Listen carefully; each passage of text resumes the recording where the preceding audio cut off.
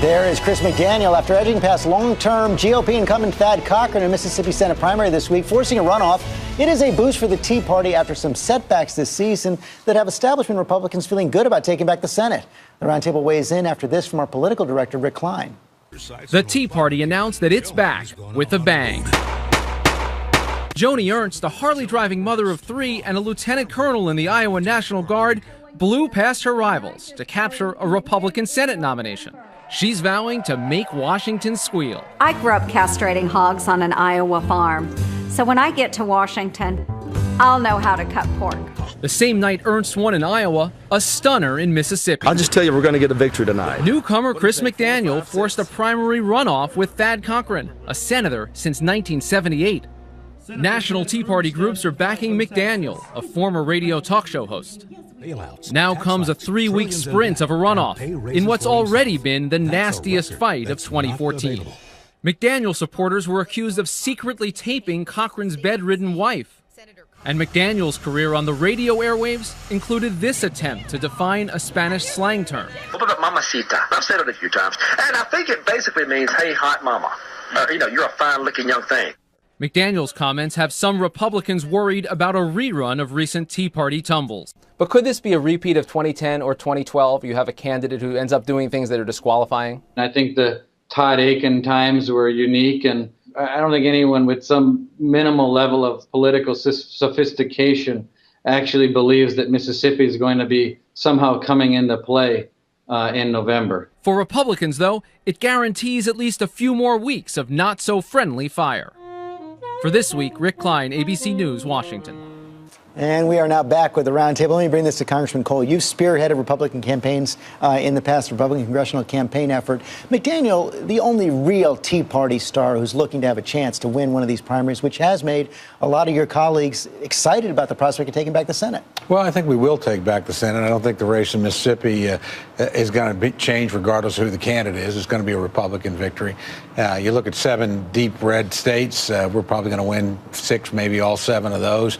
Iowa, I think, will win. I think there's 3 or 4 others, Colorado, long shots in Virginia, maybe not quite so long in Michigan and New Hampshire. So, the board looks pretty good. The kind of fights we've had, they've been spirited, but they're not the kind that split us the way that we did in 2000. Yeah, Dad, it sounds like he's predicting the kind of wave that is all about the incumbent party in the White House. Well, you look at the past history of this, every wave becomes about what the current administration is doing and what President's job approval. The President's job approval is in the low 40s, which means the Republicans will pick up House seats and the Republicans will pick up Senate seats in the course of this. I think what's interesting about this race in Mississippi, and it's a much broader thing, is the Tea Party candidates that have won and beaten incumbent Republicans, it wasn't so much about, quote unquote, the Tea Party. It was an incumbent who was disconnected from his constituents, who the constituents didn't feel was back there enough, and who became immersed in the status quo. And those are the ones who have lost in the course of these races. So I think McDaniel wins this race, and he wins in November. Mississippi is red. All of the top lines here were definitely about Republicans, and they got the candidates they want. They go into the general in a much stronger position. But I also think that there's an interesting conversation happening on the Democratic side where you saw progressive candidates winning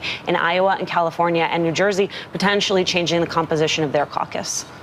I believe we'll narrowly retain the Senate, but if we lose the Senate, I think the president needs to concentrate on global climate change, on executive orders. I think it would be, unfortunately, the death knell of immigration reform. What I would do if I were the president in that case is put a moratorium on deportations.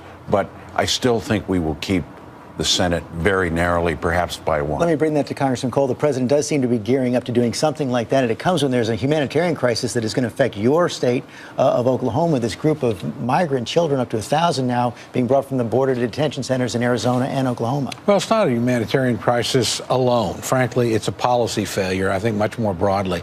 I don't think conditions in Central America are broadly different than they were 2 or 3 years ago. I think what's moving this up, frankly, is we've made a decision that if you're an unaccompanied minor, minor, juvenile, 13 to 17. You show up in the United States. We're not only going to take you in, but we're probably going to keep you here. We're going to try and place you in the United States. I think that's encouraging this. And I don't think there's been a lot of policy thought. Look, people want to help people in crisis. It's an appropriate thing to do. On the other hand, you can't have an open invitation for everybody that wants to come to the border to be welcomed in. There's not been a lot of policy thought. I mean, I think that there's legislation that can easily go before Congress. We know what comprehensive immigration reform looks like. We have the same conversation every 2 years. It's time for Congress to just act on this. It is no longer a partisan issue. It is a humanitarian crisis. And on top of that, it's an economic crisis. And we need to be honest about who's the engine of America. I know you want to get in, but we're out of time. I apologize. Save it for next week. And we'll be back after this from our ABC stations.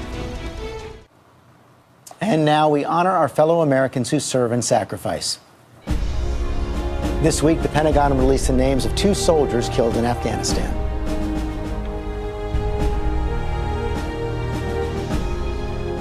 And that is all for us today. Thanks for sharing part of your Sunday with us. Check out World News with David Muir tonight, and I'll see you tomorrow on GMA.